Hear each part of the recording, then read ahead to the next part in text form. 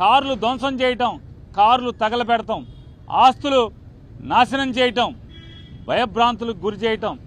అంటే తెలుగుదేశం పార్టీ అధికారంలోకి వస్తే ఎర్ర పుస్తకంలో ఏం రాసుకున్నారా అంటే మేము హింస కోసమే, ఈ కక్ష తీర్చుకోవడం కోసమే, మాకు వ్యతిరేకంగా వైఎస్ఆర్ కాంగ్రెస్ పార్టీ ఎవరు జెండా పట్టుకుంటే వాళ్ళనల్లా కిరాతకంగా హింసిస్తాం, వాళ్ళ ఆస్తులు ధ్వంసం చేస్తామనేటువంటి దానికోసమే అధికారంలోకి వచ్చినట్టుగా ఇవాళ వాళ్ళు ప్రవర్తిస్తున్నారు.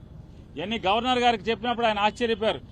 హింసను ఏ రకంగా ఈ ఆంధ్ర రాష్ట్రం మీద ప్రజ్వలింపజేస్తున్నారో.